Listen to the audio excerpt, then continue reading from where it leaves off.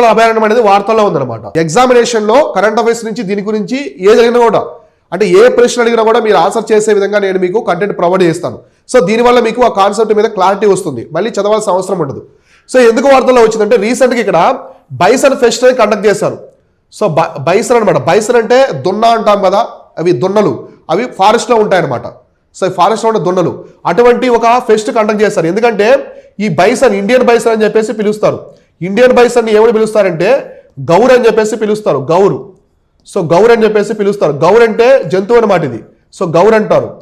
So చాలా హెవీగా ఉంటుంది. ప్రపంచంలో ఉన్నటువంటి ఆ వైల్డ్ బైసన్లో ఇది కూడా చాలా పెద్దది అనమాట. చాలా పెద్దవి ఇవి, చాలా హెవీగా ఉంటాయి ఈ దున్నలు అనేవి, గౌర్ అంటారు. దానికి సంబంధించి ఒక ఫెస్టివల్ కండక్ట్ చేశారు. ఎందుకంటే వాటి యొక్క బాగోగుల గురించి, అంటే అవి సంరక్షణగా ఉన్నాయా, వాటిని ఎవరైనా వేటాడుతున్నారా, సో అవి జీవించే విధానం అనమాట. అంటే వాటికి థ్రెడ్స్ ఏమైనా ఉన్నాయో ఎలా కాపాడుకోవాలి, వీటి కోసం ఒక ఫెస్టివల్ కండక్ట్ చేశారు. సో అది ఎక్కడ కండక్ట్ చేశారంటే ఈ దెబ్రిగఢ్ వైల్డ్ లైఫ్ శాంచురీలో కండక్ట్ చేశారు. అయితే ఈ దెబ్రిగఢ్ వైల్డ్ లైఫ్ శాంచురీ ఎక్కడ ఉందంటే మనకి ఒడిస్సా రాష్ట్రంలో ఉంది. సో గుర్తుపెట్టుకోండి, ఎగ్జామినేషన్ అడుగుతారు.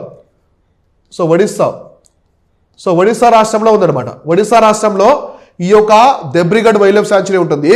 ఈ వైల్డ్ లైఫ్ శాంచురీ కూడా హీరాకుడ్ డ్యామ్కి దగ్గరగా ఉంటుంది అనమాట.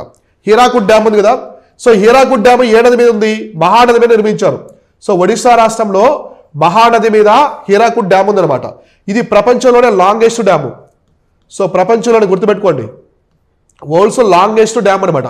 ప్రపంచంలో అతి పొడవైన రాతి కట్టడం వచ్చేసేదంటే ఇదే అనమాట, హీరాకుడ్ డ్యాము ఒడిస్సా రాష్ట్రంలో మహానది మీద ఉంటుంది. సో అలానే ఈ యొక్క దెబ్రిగఢ్ వైల్డ్ లైఫ్ శాంచురీ అనేది మనకి చరిత్రలో ఒక స్వాతంత్ర సమరయోధుడికి సంబంధించిన ప్రాంతం అనమాట. ఆయన ఎవరంటే వీర్ సురేంద్ర రాయ్.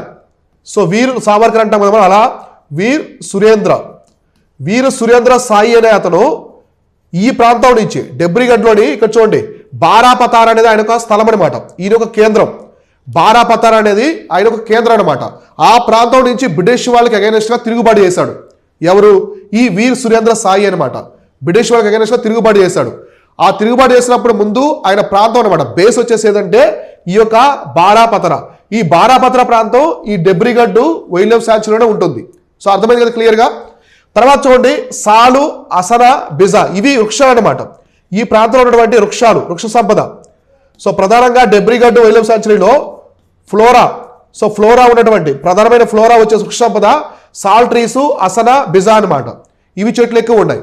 అలానే జంతువులు, so Indian leopard, gaurs, sloth bears, Indian wild dogs, dholes అంటారు ఇండియన్ అటవీ కుక్కల్ని. సో ఇది వచ్చేసి ఫనా అనమాట.